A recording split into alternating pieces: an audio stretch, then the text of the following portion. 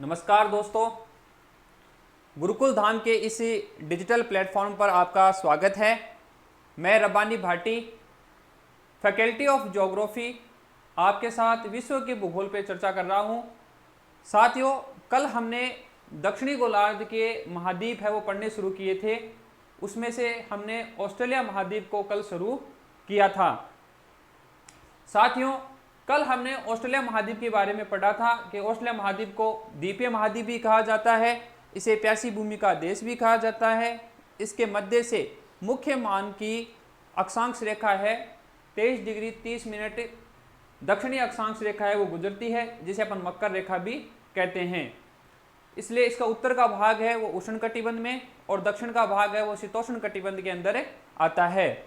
उसके बाद में हमने जो ऑस्ट्रेलिया महाद्वीप है उसकी उपांत सूचनाएं पढ़ी थी, जिसमें हमने तिमोर सागर, आराफुरा सागर, कारपेंटर की खाड़ी, टॉरस जल संधि, कोरल सागर, ग्रेट बैरियर रीफ, तस्मान सागर, तस्मानिया द्वीप समूह, बोस जल संधि, एनकाउंटर की खाड़ी, ग्रेट ऑस्ट्रेलियन बाइट और भूगोल की खाड़ी के बारे में कल हमने पढ़ा था। यानी हमने ऑस्ट्रेलिया के बाहर का जो भी महत्वपूर्ण सूचनाएं हैं, जिन्हें हम उपांत सूचनाएं कहते हैं, उनको हमने पढ़ा था। आज हम इस ऑस्ट्रेलिया महाद्वीप के सेकेंड पार्ट को आपके साथ लेके आए हैं, जिसमें हम ऑस्ट्रेलिया महाद्वीप की भौतिक विशेषताएं, उसमें चलने वाली स्थानीय हवाएं और उनके आर्थिक क्रियाकलाप है उनको आपके साथ डिस्कस करेंगे। तो साथियों, शुरू करते हैं हम आज की क्लास।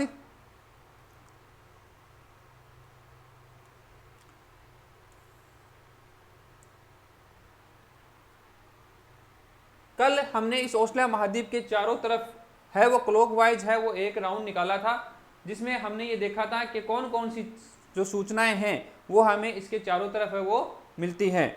आज अपन देखेंगे कि ऑस्ट्रेलिया महाद्वीप में जो भौतिक विशेषताएं, हमने कल पढ़ने से पहले डिवाइड किया था सिलेबस को कि हम इस प्रकार से ऑस्ट्रेलिया महाद्वीप को पढ़ेंगे। उसका जो सेकेंड पार्ट था, थर्ड, पहला था वो सामान्य सूचनाएं थी, उसके बाद में उपांत सूचनाएं थी। आज हम पढ़ेंगे ऑस्ट्रेलिया महाद्वीप की भौतिक विशेषताएं।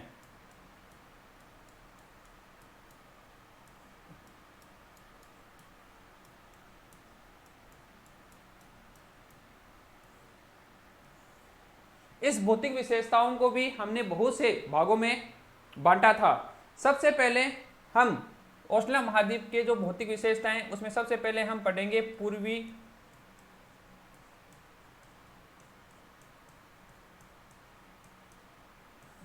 पर्वतमाला।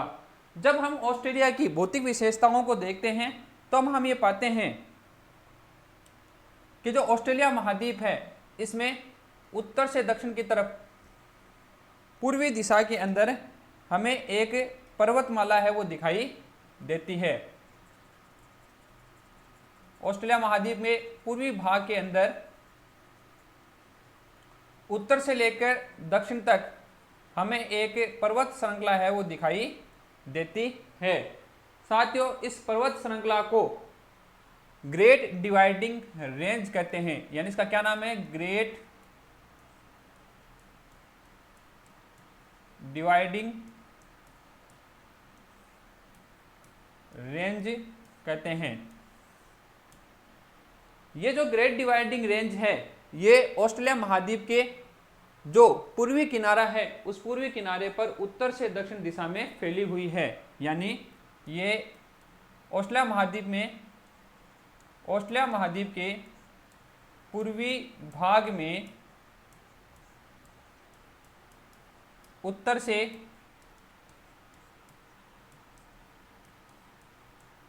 दक्षिणी दिशा में फैली हुई है। ये ऑस्ट्रेलिया के पूर्वी भाग में उत्तर से दक्षिण दिशा में फैली हुई है।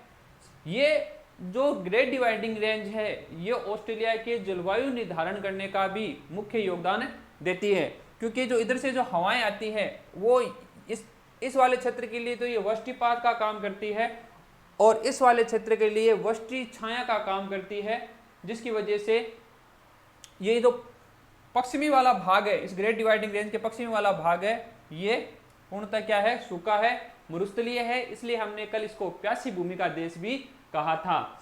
साथियों, इस ग्रेट डिवाइडिंग रेंज के अंदर यहां पर एक चोटी है, इस पर्वत श्रृंखला में यहां पर एक चोटी है जिसका नाम है माउंट कोसियुस्को, और इस कोसियुस्को की हाइट है वो है 2228 मीटर। ये माउंट कोसियुस्को है, ये ऑस्ट्रेलिया की सबसे ऊंची चोटी है।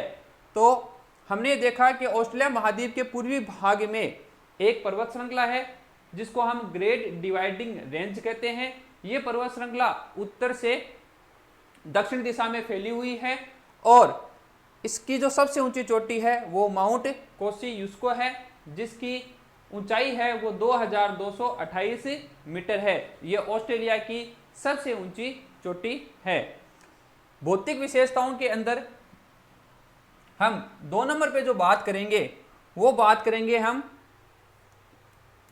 2 नंबर पे जो हम बात करेंगे वो बात करेंगे हम ऑस्ट्रेलिया महाद्वीप में होने वाली नदी बेसिन की।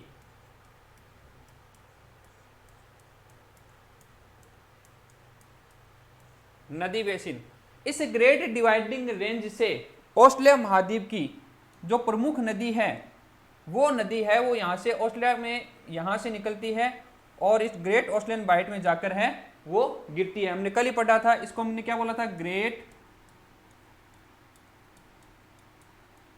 Australian bite.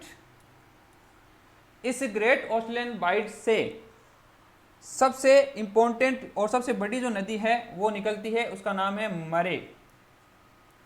मरे नदी है वो निकलती है। तो मरे नदी का उद्गम है ग्रेट डिवाइडिंग रेंज, उद्गम तो है यहाँ पर ग्रेट डिवाइडिंग रेंज में, और समापन जो है वो है ग्रेट ऑस्ट्रेलियन बाइट में। यानी ग्रेट डिवाइडिंग रेंज से निकलकर मरे नदी है वो ग्रेट ऑस्ट्रेलियन बाइट के अंदर है वो गिरती है।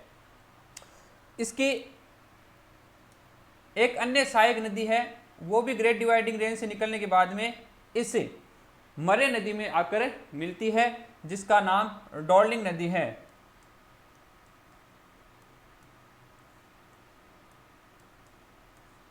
यह प्रश्न आरपीएससी में पूछा भी गया है कि मरे और डार्लिंग नदी है वो किस महाद्वीप के अपवा में पाई जाती है।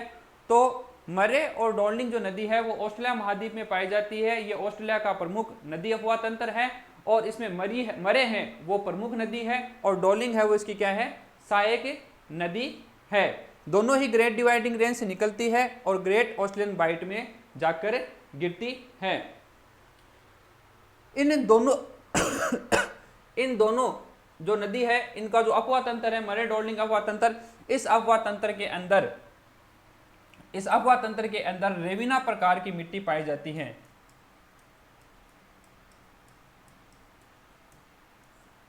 रेविना प्रकार की मिट्टी है वो पाई जाती है।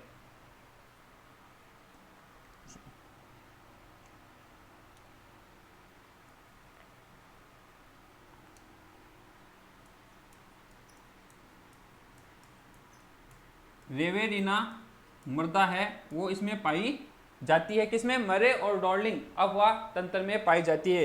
ये ऑस्ट्रेलिया महाद्वीप का, क्योंकि जो नदी अपवा तंत्र होता है उसमें जलोढ़ मिट्टी पाई जाती है और जो कि सर्वाधिक उपजाऊ होती है, इसलिए ऑस्ट्रेलिया महाद्वीप का जो सर्वाधिक जो उपजाऊ वाला भाग है वो भी हमें यहीं पर देखने को मिलता है। इसके अलावा ऑस्ट्रेलिया महाद्वीप में एक और नदी है वो इंपॉर्टेंट है जो गुजरती है, उस नदी का नाम है फिट्जराय नदी। फिट्जराय नदी ये छोटी सी नदी है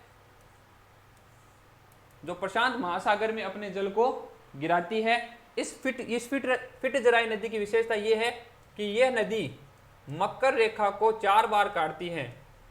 यह मकर रेखा को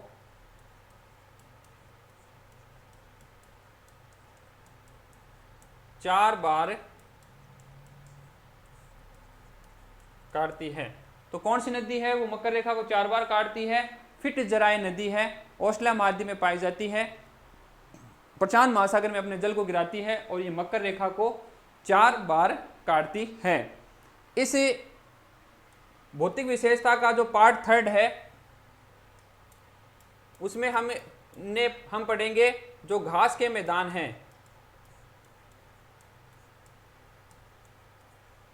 उनके बारे में पढ़ेंगे। ऑस्ट्रेलिया में उष्णकटिबंधीय घास के मैदान और शीतोष्णकटिबंधीय घास के मैदान दोनों ही पाए जाते हैं।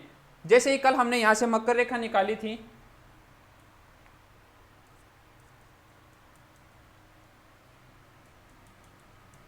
इस मकर रेखा के उत्तर वाला भाग है वो उष्णकटिबंध के अंदर है और मकर रेखा के दक्षिण वाला भाग है वो शीतोष्णकटिबंध में है। तो मकर रेखा के जो ऊपर जो घास का मैदान पाया जाएगा उसे हम उष्णकटिबंधीय घास का मैदान बोलेंगे और मकर रेखा के जो दक्षिण में जो घास का मैदान बोलेगा उसे हम शीतोष्णकटिबंधीय घास के मैदान हैं वो बोलेंगे। तो ऑस्ट्रेलिया महाद्वीप में जो उष्णकटिबंधीय घास के मैदान हैं उन्हें क्वींसलैंड घास के मैदान बोलते हैं।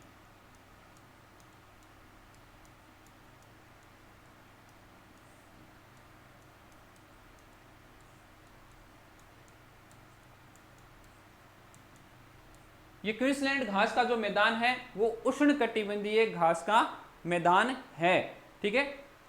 और ये क्वींसलैंड जो राज्य है, ऑस्ट्रेलिया में एक राज्य भी है क्वींसलैंड राज्य, उस क्वींसलैंड राज्य के अंदर ये घास का मैदान है वो पाया जाता है। उसके बाद में ऑस्ट्रेलिया में जो शीतोष्णकटिबंधीय घास का जो मैदान मिलता है उसे हम डाउन्स कहते हैं और वो हमें यहाँ मिलता है डाउन्स।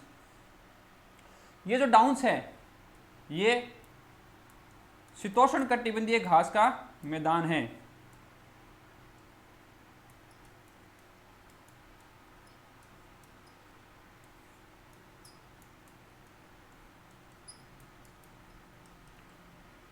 शीतोष्णकटिबंधीय घास का मैदान है वो डाउन्स है। ऑस्ट्रेलिया के अंदर शीतोष्णकटिबंधीय घास के मैदान को क्या कहते हैं? डाउन्स कहते हैं। ये यहाँ पर एक भेड़ पाली जाती है।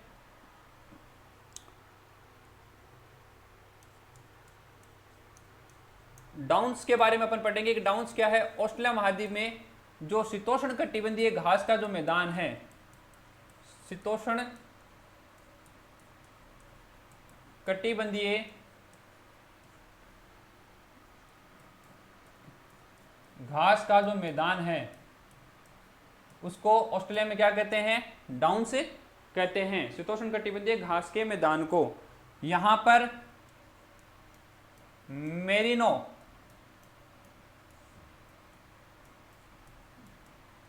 मेरिनो किस्म की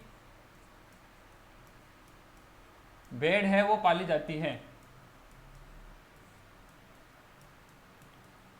ये जो मेरिनो भेड़ है ये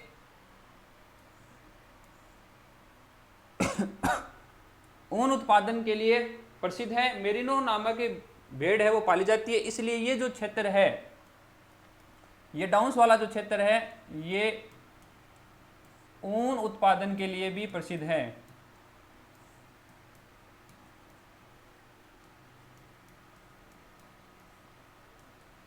ऊन उत्पादन के लिए भी क्या है?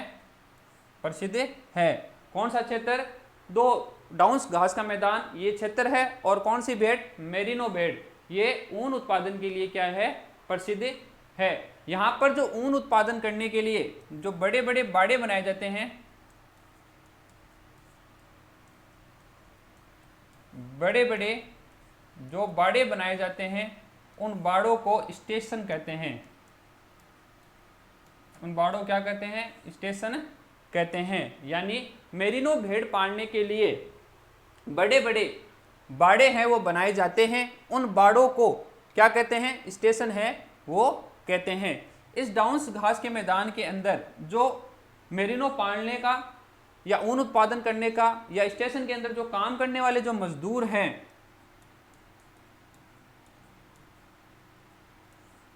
उन मजदूरों को जेकाऊ कहते हैं। उन मजदूरों को क्या कहा जाता है? उन मजदूरों को जेकाऊ है वो कहा जाता है।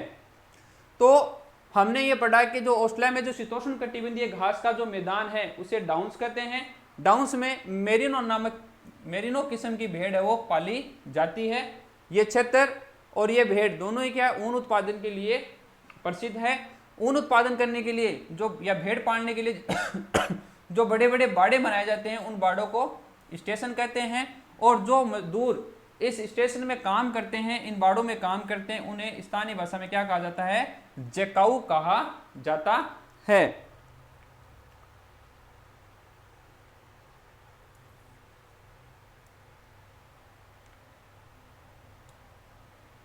इसके बाद में ऑस्ट्रेलिया जो महाद्वीप है, इस ऑस्ट्रेलिया महाद्वीप के अंदर यहाँ पर बहुत सारे हैं, इस वाले इलाके के अंदर है वो बहुत सारे हैं, वो क्या पाए जाते हैं, उत्सुत कूप है वो पाए जाते हैं।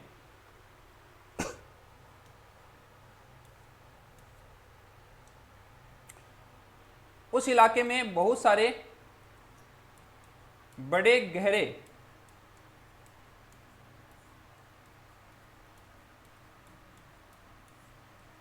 कुओं का जो क्षेत्र है वो ऑस्ट्रेलिया में पाया जाता है, जिसे ग्रेट आर्टिजन बेसिन कहते हैं। ग्रेट आर्टिजन बेसिन कहते हैं, यानी ऑस्ट्रेलिया महाद्वीप में बड़े गहरे कुओं का जो क्षेत्र है, उत्सुत कूप जो पाए जाते हैं, उन्हें क्या कहा जाता है, इन्हें ग्रेट आर्टिजन बेसिन कहा जाता है। इसके बाद में ऑस्ट्रेलिया महाद्वीप के मध्य वाले भाग के अंदर हमें यहाँ पर एक झील भी मिलती है। यहाँ हमें एक झील मिलती है, इस झील का नाम है आयर झील। इस झील का क्या नाम है, आयर झील नाम है। घास के मैदान के बाद में यहाँ पे एक झील मिलती है, इस झील का नाम है आयर झील है। और इस आयर झील है, ये आयर झील क्या करती है, ये ऑस्ट्रेलिया महाद्वीप का जो आंतरिक अफवाह तंत्र है उसका क्या करती है, नेतृत्व करती है। तो ऑस्ट्रेलिया महाद्वीप में हमें एक झील मिलती है, उस झील का नाम है आयर झील। ये आयर झील क्या करती है, यह ऑस्ट्रेलिया का जो आंतरिक अफवाह तंत्र है, ऑस्ट्रेलिया का जो आंतरिक अफवाह तंत्र है उसका नेतृत्व करती है।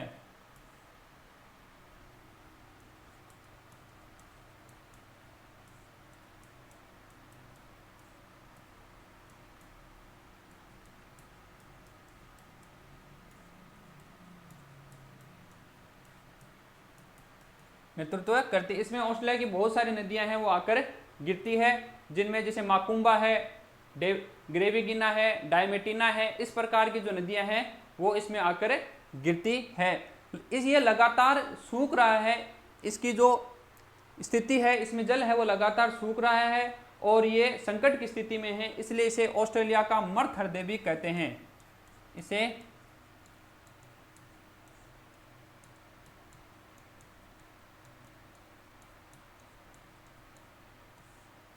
ऑस्ट्रेलिया का मर्त हृदय भी कहते हैं। यानी आयर झील है वो लगातार क्या हो रही है, सूख रही है, इसकी स्थिति है वो संकट में है, इसलिए इसे ऑस्ट्रेलिया का मर्त हृदय या डेड हार्ट है वो भी कहते हैं। उसके बाद में हम बात करेंगे ऑस्ट्रेलिया के जो अन्य जो भौतिक विशेषताएं हैं, उसके अंदर जो हमारा अगला पार्ट था घास के मैदान और आयर झील के बाद वाला, वो है ऑस्ट्रेलिया में पाए जाने वाला मरुस्थल। साथियों, ये जो क्वींसलैंड घास का मैदान है, आयर झील है, इसके बाद का जो भी भाग है,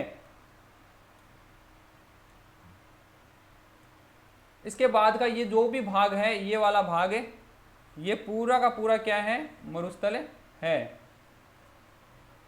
ये पूरा का पूरा मरुस्थल है। इस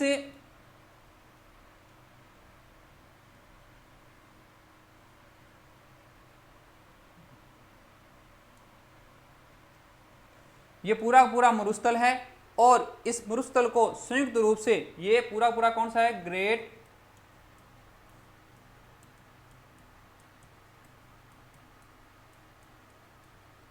ऑस्ट्रेलियन डेजर्ट यानी इसे क्या कहते हैं, ग्रेट ऑस्ट्रेलियन डेजर्ट है वो कहते हैं। ये ग्रेट ऑस्ट्रेलियन जो डेजर्ट है, यानी ग्रेट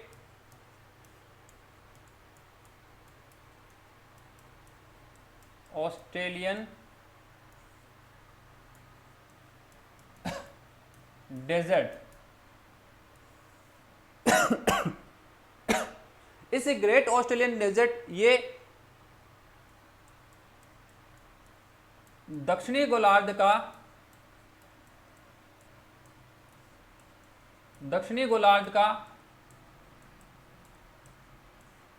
सबसे बड़ा मरुस्थल है।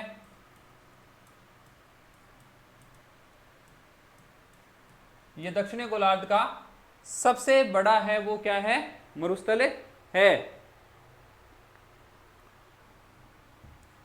यह विश्व का तीसरा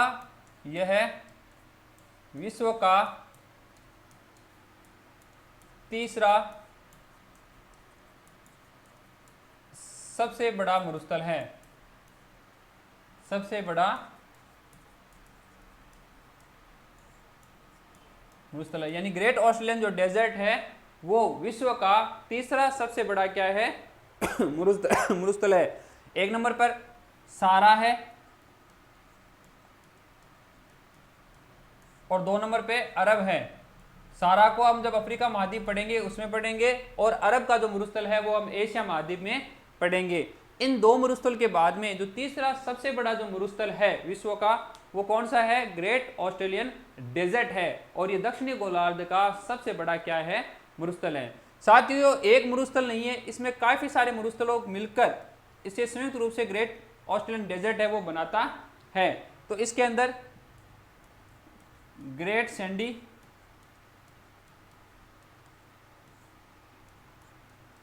तनामी, गिब्सन,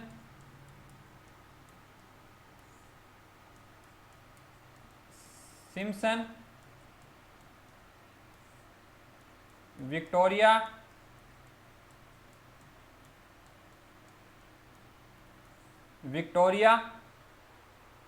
और स्टुअर्ट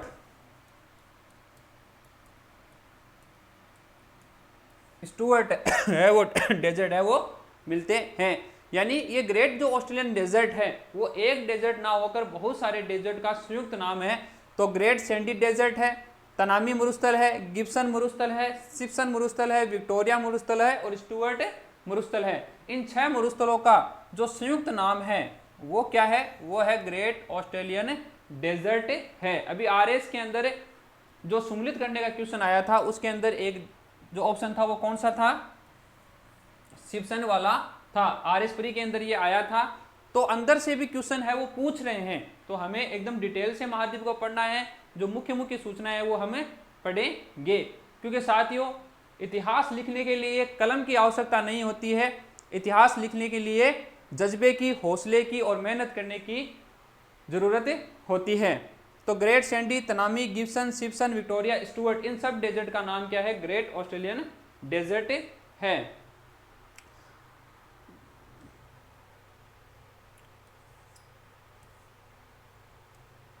ठीक है, तो ये हमने मरुस्थल तक कंप्लीट कर लिया है कि मरुस्थल कौन कौन से हैं। उसके बाद में है पठार। अपना अंतिम जो भौतिक विशेषता है जो कल हमने आपको लिखाई थी उसमें कौन सी है, पठार है। ऑस्ट्रेलिया महाद्वीप के जो मुख्य मुख्य जो पठार हैं वो कौन कौन से हैं। ऑस्ट्रेलिया महाद्वीप के अंदर यहां एक पठार है, इस पठार का नाम है किम्ब्रेले पठार। किम्ब्रेले पठार, यानी जो किम्ब्रेले पठार है वो ऑस्ट्रेलिया के उत्तर के अंदर एक पठार है वो पाया जाता है, किम्ब्रेले पठार। इसका निर्माण ज्वालामुखी क्रिया से हुआ है। उसके बाद में एक यहां पठार और है और इस पठार का नाम है बरकेले पठार। बरकेले पठार। तो ऑस्ट्रेलिया के उत्तर की तरफ हमें कैसी संरचना दिखाई देती है, पठारी संरचना दिखाई देती है। ऑस्ट्रेलिया के उत्तर में किम्ब्रेले पठार है, और बर्केले पठार है। किमरेले जो पठार है उसका निर्माण ज्वालामुखी के लिए हुआ है और ये लोहा इस्पात उत्पादन के लिए भी क्या है, ये पठार है वो प्रसिद्ध है। तो ये ऑस्ट्रेलिया की भौतिक विशेषताएं हैं जो हमने आपके सामने क्या की है, डिस्कस की है। सबसे हम पहले हमने ऑस्ट्रेलिया का पर्वत श्रृंखला देखी है। ऑस्ट्रेलिया की पूर्वी भाग में उत्तर से दक्षिण की तरफ एक पर्वत श्रृंखला पाई जाती है जिसे ग्रेट डिवाइडिंग रेंज कहते हैं। ये उत्तर से दक्षिण में है, पूर्वी भाग के अंदर है। इसकी जो सबसे ऊंची चोटी है वो कौन सी है, माउंट कोसियुस्को है, जिसकी हाइट 2228 मीटर है। उसके बाद में हमने ऑस्ट्रेलिया का जो नदी बेसिन है उसमें मरे और डार्लिंग जो नदी बेसिन है वो प्रमुख है। मरे ऑस्ट्रेलिया की प्रमुख नदी है, उसकी जो सहायक नदी है वो डार्लिंग है, इसलिए इसे मरे डार्लिंग नदी बेसिन भी कहते हैं। ये नदी बेसिन है, ये कहाँ से निकलता है, ये ग्रेट डिवाइडिंग रेंज से निकलती है और ये नदियाँ अपना जल कहाँ पर गिराती है, ये नदियाँ अपना जल ग्रेट ऑस्ट्रेलियन बाइट में अपने जल को गिराती है। यहाँ पर रेविनिना प्रकार की मिट्टी है वो पाई जाती है। उसके बाद में हमने घास के मैदान पढ़े थे। तो ऑस्ट्रेलिया में दो घास के मैदान है, उत्तर की तरफ है वो तो है क्वींसलैंड घास का मैदान, जो उष्णकटिबंधीय घास का मैदान है, और जो शीतोष्ण कटिबंधीय घास का मैदान है उसे हम क्या कहते हैं, डाउन्स कहते हैं। तो शीतोष्ण कटिबंधीय घास के मैदान जो होते हैं जो विश्व के अंदर है, जैसे स्टेपीज है, पेरीज है, पंपास है, ये सारे के सारे जो मैदान है वो कृषि के लिए फेमस है, ठीक है ना, गेहूं उत्पादन के लिए ये प्रसिद्ध होते हैं। इस डाउन्स घास के मैदान के अंदर एक भेड़ पाली जाती है, उस भेड़ का नाम मेरिनो है, और मेरिनो भेड़ है वो ऊन उत्पादन के लिए क्या है, प्रसिद्ध है। उसे मेरिनो को रखने के लिए बड़े बड़े स्टेशन बनाए जाते हैं, जो बाड़े बनाए जाते हैं उन्हें स्टेशन कहते हैं, और जो मजदूर जो वहां पर काम करते हैं उन्हें क्या कहा जाता है, जेकाऊ कहा जाता है। उसके बाद में हमने ऑस्ट्रेलिया का जो महान मरुस्थल है उसको पढ़ा कि ऑस्ट्रेलियन जो डेजर्ट है, ग्रेट ऑस्ट्रेलियन डेजर्ट, वो 6 मरुस्थलों से मिलकर बना हुआ है, जो दक्षिणी गोलार्ध का सबसे बड़ा मरुस्थल है और विश्व का तीसरा, सहारा और अरब के बाद में तीसरा सबसे बड़ा है वो मरुस्थल है। ये 6 मरुस्थल जैसे सैंडी है, सिप्सन है, गिब्सन है, तनामी है, स्टुअर्ट है और विक्टोरिया, इन 6 मरुस्थलों का संयुक्त नाम क्या है, ग्रेट ऑस्ट्रेलियन डेजर्ट है। इस ग्रेट ऑस्ट्रेलियन डेजर्ट के अंदर एक झील पाई जाती है, जिस झील का क्या नाम है, आयर झील है। ये आयर झील है, ये आयर झील के अंदर 4 नदियां आकर गिरती है, माकुम्बा, ग्रेविगिना, डायमिटिना जैसी नदियां हैं वो इसके अंदर आकर गिरती है। यहाँ ये आयर झील को ऑस्ट्रेलिया का क्या कहा जाता है, मर्द हृदय, डेड हार्ट है वो कहा जाता है। उसके बाद में हमने एक नदी और पढ़ी थी, फिट्जराई नदी, जो कि मकर रेखा को 4 बार काटने का काम है वो करती है। उसके बाद में हमने पठार पढ़े हैं, एक किमरेले पठार है ऑस्ट्रेलिया के उत्तर की तरफ और एक बर्केले पठार है। ये ऑस्ट्रेलिया की 2 प्रमुख है वो पठार श्रृंखलाएं पाई जाती हैं। अब हम ऑस्ट्रेलिया की स्थानीय हवाओं की बात करेंगे। ऑस्ट्रेलिया के अंदर एक हवा चलती है जो मरुस्थल की तरफ से, ये जो मरुस्थल है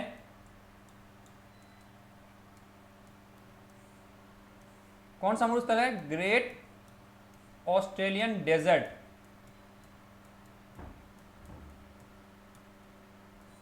इस ग्रेट ऑस्ट्रेलियन डेजर्ट की तरफ से इस दिशा में गर्म हवा है वो चलती है और इस हवा का नाम है ब्रिक फिल्टर। इस हवा क्या नाम है, ब्रिक फिल्टर। देखो आज के ऑस्ट्रेलिया की बात नहीं कर रहा, जब हम क्रिकेट देखा करते उस समय जो ऑस्ट्रेलिया थी उसके फिल्टर बहुत अच्छे होते थे। तो फिल्टर ब्रिक फिल्टर है वो कहाँ की हवा है, वो ऑस्ट्रेलिया की हवा है। और ये हवा कैसी है, ये गर्म व उष्ण हवा है, यानी ऑस्ट्रेलिया के अंदर एक गर्म व उष्ण हवा है वो पाई जाती है, जिसे क्या कहते हैं, ब्रिक फिल्टर है वो कहते हैं। इसके अलावा ऑस्ट्रेलिया में एक और हवा पाई जाती है, उसका नाम है फ्रीमेल डॉक्टर। इसके अलावा ऑस्ट्रेलिया में एक और हवा पाई जाती है, एक तो ये पाई जाती है ब्रिक फिल्टर और एक पाई जाती है फीमेल डॉक्टर। देखो एक तो डॉक्टर पवन है वो पाई जाती है अफ्रीका के अंदर, हरमटान को हम डॉक्टर पवन कहते हैं, लेकिन यहाँ जो हवा पाई जाती है वो फीमेल डॉक्टर पाई जाती है। ये भी क्या है, गर्म व उष्ण हवा है, ये भी गर्म व उष्ण हवा है। उसके बाद में हम बात करेंगे, ये ऑस्ट्रेलिया की भौतिक जो विशेषताएं हैं वो कंप्लीट हो चुकी है। अब हम बात करेंगे ऑस्ट्रेलिया महाद्वीप की आर्थिक क्रियाओं के बारे में।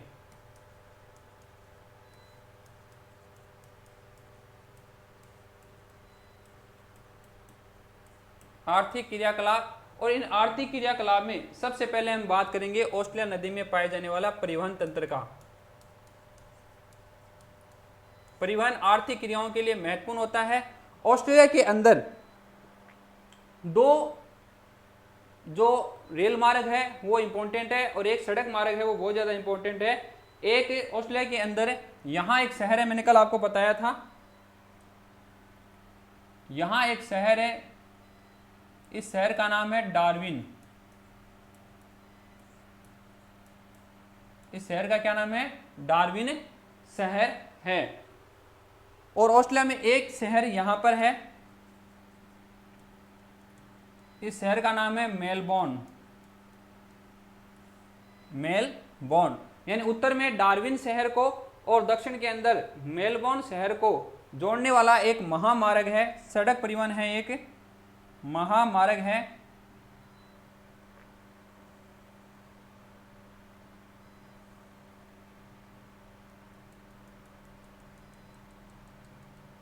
ये जो सड़क परिवहन है इसका उत्तरी बिंदु डार्विन शहर है और दक्षिणी बिंदु है वो कौन सा है? मेलबोर्न शहर है। इसको उत्तरी दक्षिणी महामार्ग कहते हैं। क्या कहते हैं इसको?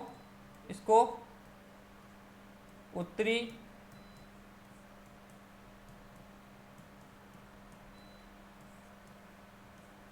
दक्षिणी महामार्ग कहते हैं, या इसी को क्या कहते हैं? स्टुअर्ट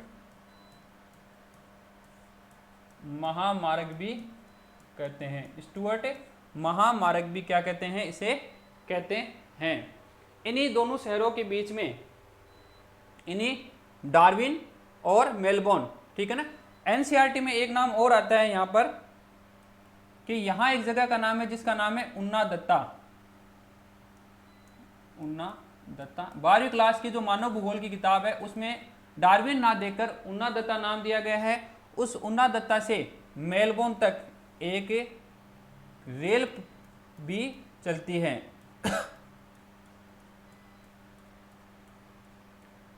यानी ये जो रेल चलती है ये वो सड़क मार्ग है।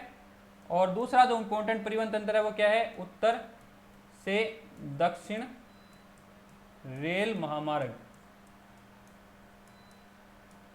और ये एनसीईआरटी के अकॉर्डिंग ये उन्ना दत्ता से मेलबोर्न के बीच में चलता है। मेलबोर्न के बीच में चलता है। इसके अलावा ऑस्ट्रेलिया में एक पार महाद्वीपीय रेल मार्ग भी पाया जाता है। यहां पर एक शहर है, यहां पर एक शहर है पर्थ।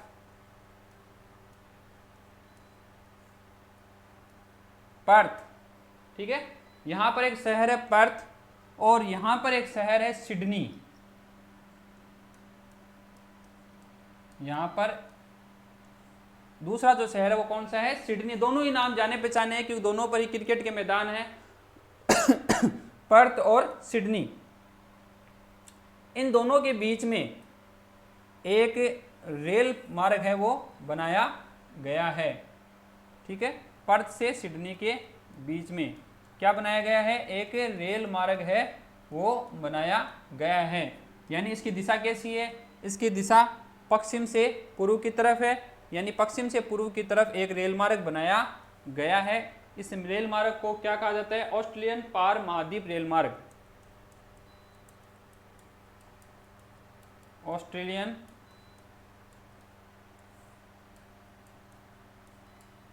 पार महाद्वीप रेल मार्ग।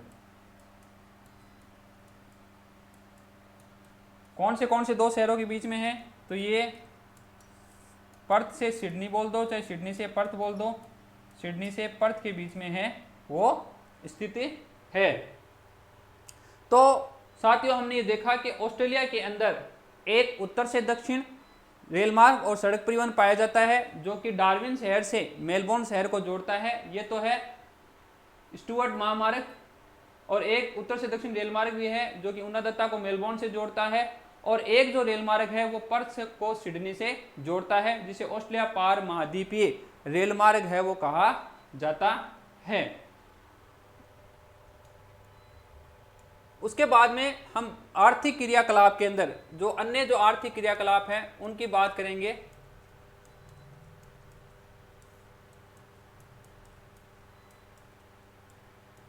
जो अन्य आर्थिक क्रियाकलाप हैं उनमें हम बात करेंगे। तो ऑस्ट्रेलिया के अंदर सबसे पहले हम बात करेंगे खनिज की, कि ऑस्ट्रेलिया में कौन कौन से खनिज है वो मुख्य रूप से पाए जाते हैं। तो साथियों, कल हमने एक नाम पढ़ा था कि ऑस्ट्रेलिया के उत्तर के अंदर एक जगह है जिसका नाम है वाइपा। यहाँ पर एक नाम था, हमने पढ़ा था, जिसका नाम था वाइपा या विपा।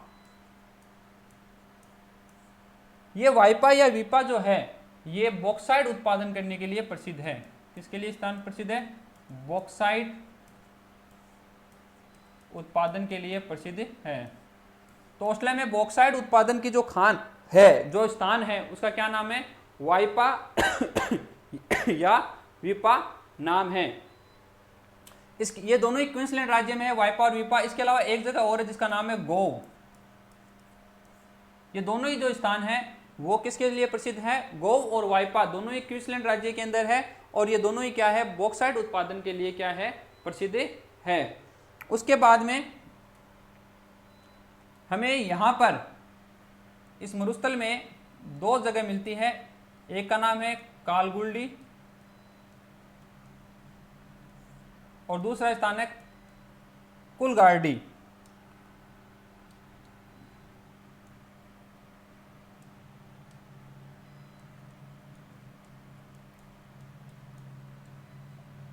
ये कालगुल्डी और कुलगार्डी है, ये सोना उत्पादन करने के लिए प्रसिद्ध हैं।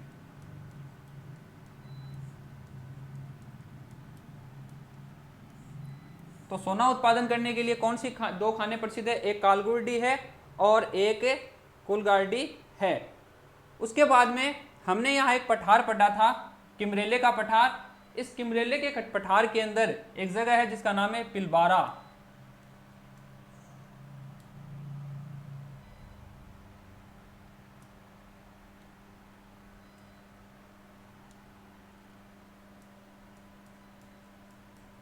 पिलबारा, ये जो पिलबारा खान है ये लोहा ऐसे के लिए प्रसिद्ध है। ये लोहा ऐसे के लिए क्या है? प्रसिद्ध है। उसके बाद में यहां डॉल्डिंग रेंज में दो जगह है। एक का नाम तो न्यू साउथ वेल्स है, न्यू साउथ वेल्स, और जो दूसरा स्थान है उसका नाम है ये न्यू साउथ वेल्स है, ये डॉल्डिंग रेंज के अंदर है।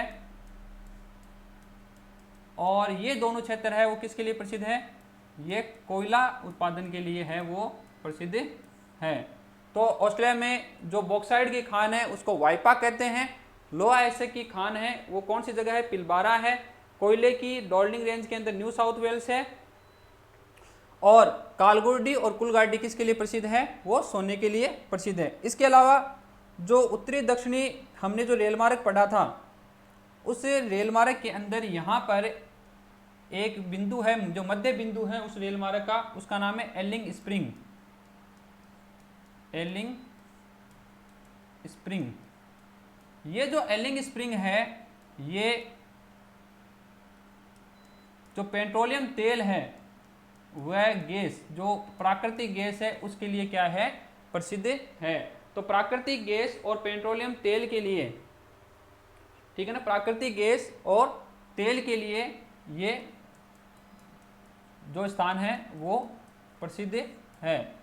उसके अलावा ऑस्ट्रेलिया में एक और जगह है मेरी कैथलीन मेरी कैथलीन नाम की एक जगह है।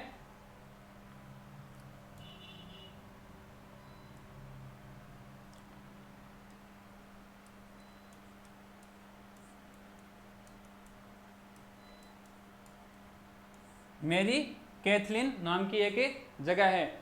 ये साथियों, ये जो जगह है ना वो यूरेनियम भंडार के लिए प्रसिद्ध है। एक है मैरी कैथलीन और एक है रेडियम हिल्स। रेडियम हिल्स, ये जो दोनों जगह है ये किसके लिए प्रसिद्ध है? यूरेनियम के लिए प्रसिद्ध है। यूरेनियम में हमें एक बात और याद रखनी है कि ऑस्ट्रेलिया यूरेनियम उत्पादन की दृष्टि से द्वितीय स्थान पर है और भंडारण की दृष्टि से प्रथम स्थान पर है। तो ऑस्ट्रेलिया यूरेनियम के भंडारण में तो क्या है, प्रथम स्थान पर है, और उत्पादन के लिहाज से ये सेकंड नंबर पर है। तो उत्पादन के अंदर पहले जो नंबर पर है वो कौन सी जगह है? वो कनाडा देश है। कनाडा उत्पादन, यूरेनियम उत्पादन में 1 नंबर पर है, और ऑस्ट्रेलिया यूरेनियम उत्पादन में 2 नंबर पर है, और भंडारण में, यूरेनियम भंडारण में ऑस्ट्रेलिया वो 1 नंबर पर है। ऑस्ट्रेलिया में मैरी कैथलीन और रेडियम हिल्स नामक जगह है, वहां पर क्या पाई जाती है? यूरेनियम पाई जाती है। तो जो ये मुख्य जो ऑस्ट्रेलिया के जो प्रमुख खनिज वाली जगह है वो हमने पढ़ी है। सबसे पहले हमने देखा वाइपा या वीपा गोव नामक जगह है, ये बॉक्साइट उत्पादन करने के लिए है। लोहा आइसक के लिए पिलबारा है। डॉर्लिंग रेंज और न्यू साउथ वेल्स है वो कोयले के लिए है। कालगुडी और कुलगार्डी है वो सोना उत्पादन करने के लिए प्रसिद्ध है। एलिंग स्प्रिंग है वो प्राकृतिक तेल और प्राकृतिक गैस के लिए प्रसिद्ध है। मैरी कैथलीन और रेडियम हिल्स है ये यूरेनियम उत्पादन के लिए प्रसिद्ध है। यूरेनियम की दृष्टि से ये भंडार में 1 नंबर पर है, और उत्पादन की दृष्टि से ये द्वितीय नंबर पे पाए जाते हैं। इसके अलावा जो ऑस्ट्रेलिया महाद्वीप की जो अन्य जो सूचनाएं हैं उसमें है कि ऑस्ट्रेलिया महाद्वीप के जो मूल निवासी है, ऑस्ट्रेलिया महाद्वीप के जो मूल निवासी है वो माओरी कहलाते हैं। क्या कहलाते हैं? माओरी कहलाते हैं। ऑस्ट्रेलिया के अंदर जो जनजाति पाई जाती है, जनजाति वो पाई जाती है बिंदुबू। तो ऑस्ट्रेलिया महाद्वीप के जो मूल निवासी है वो माओरी कहलाते हैं, और ऑस्ट्रेलिया महाद्वीप के जो जनजाति है वो कौन सी है? बिंदुबू नामक जगह है। इसके अलावा ऑस्ट्रेलिया कृषि व पशुपालन, इनका क्या है? प्रमुख कार्य है। कृषि व पशुपालन इनका प्रमुख कार्य है। ठीक है, तो ये जो ऑस्ट्रेलिया महाद्वीप है उसको ये लगभग है वो यहाँ पर कंप्लीट हो गया है। ऑस्ट्रेलिया महाद्वीप के अंदर सबसे पहले हमने ऑस्ट्रेलिया महाद्वीप की सामान्य सूचनाएं देखी, उसके बाद में ऑस्ट्रेलिया महाद्वीप की उपांत सूचनाएं देखी। आज हमने ऑस्ट्रेलिया महाद्वीप की जो भौतिक विशेषताएं हैं उनको देखा, जिसमें हमने पर्वत, पठार में जो नदी बेसिन है, जो झीलें हैं, जो घास के मैदान हैं और जो मरुस्थल है उनके बारे में देखा, और उसके बाद में जो स्थानीय हवा चलती है उनको हमने देखा है। आर्थिक क्रियाकलाप में हमने परिवहन, खनिज और जो मुख्य कार्य है कृषि व पशुपालन उनको हमने देखा है। ऑस्ट्रेलिया के अंदर जो गेहूं उत्पादक क्षेत्र है, या जो गेहूं उत्पादक क्षेत्र है वो कौन सा क्षेत्र है? वो डाउन्स घास का मैदान है। डाउन्स घास के मैदान में ऑस्ट्रेलिया में क्या होता है? गेहूं उत्पादन होता है। तो आज के लिए दोस्तों इतना ही। अगली क्लास के अंदर हम ऑस्ट्रेलिया महाद्वीप से जुड़े हुए 2 देश, एक न्यूजीलैंड और एक पापुआ न्यू गिनी, दोनों को एक साथ ही कर लेंगे। इसके साथ ही हमारा ऑस्ट्रेलिया महाद्वीप है वो खत्म हो जाएगा। तो आपको हमारी क्लास कैसी लगी? अगर आपको हमारी जो कक्षा अच्छी लग रही है, अगर हमारा प्रयास आपको अच्छा लग रहा है तो ज़्यादा से ज़्यादा हमारी क्लास को शेयर कीजिए और YouTube के ऊपर हमारे चैनल को सब्सक्राइब कीजिए। आज के लिए इतना ही दोस्तों, कल मिलते हैं न्यूजीलैंड और पापुआ न्यू गिनी, ऑस्ट्रेलिया महाद्वीप के जो अन्य जो बच गए हैं उनके साथ। तो इसलिए धन्यवाद। जय हिंद, जय भारत।